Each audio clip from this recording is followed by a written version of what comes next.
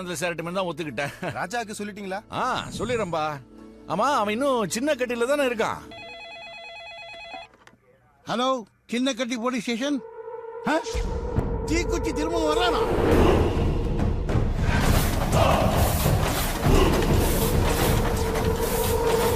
20 வருஷத்துக்கு முன்னாடி என் குடும்பத்தை உசுரோட எரிச்சு கொண்டவன் இப்ப திரும்பவும் வரானா? கேஸை ரீஓபன் பண்ணிருக்காங்க. இன்னும் 10 நாளைக்கு நம்ம ஊர்ல தங்கிதான் ஸ்டேஷன்ல கையெழுத்து போட போறானா. இதுக்கு தாண்டா காத்துக்கிட்டு இருந்தேன். ஊர் எல்லையில அவன் கால் வைக்கிறதுக்குள்ள வெட்டி தள்ளுங்கடா.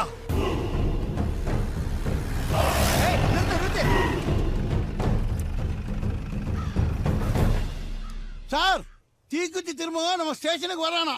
அந்த விஷயம் சண்முக பாண்டிக்கு தெரிஞ்சு போச்சு சார். அவனை போட்டு தள்ள ஆளுங்களோட கிளம்பிட்டான். தெரியா, அவனை கூட்டிட்டு வர்றதுக்கு தான் என் பையன் போயிருக்கான். அவனை அனுப்பிச்சிட்டு நீங்க அங்க என்ன பண்றீங்க? உங்க வேலையை நான் பாக்குறேன். கேபிள் கனெக்ஷன் கொடுக்குற என் வேலையை நீங்க பாருங்கன்னு ஒயர கையில கொடுத்து இந்த மொட்டை மாடியில உட்கார வச்சுட்டு போயிட்டான்.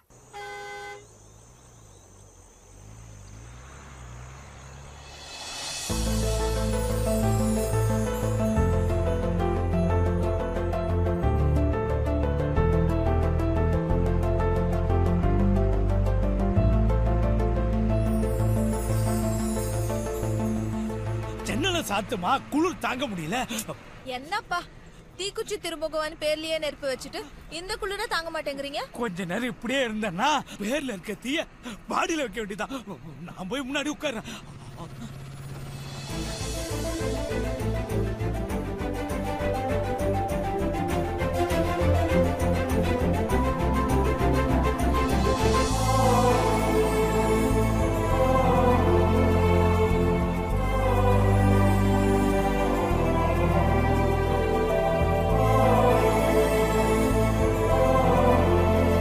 தீக்குச்சி திரும்புவோம்.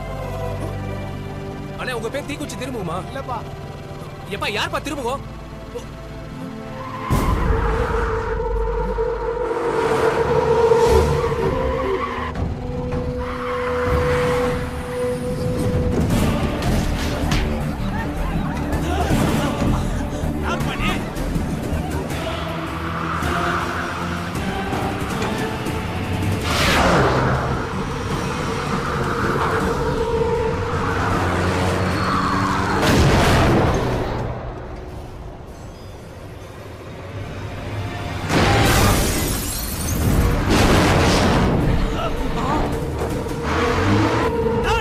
வண்டியை கிட்னாப் பண்ணிட்டு போலான்னு பாக்குறியா?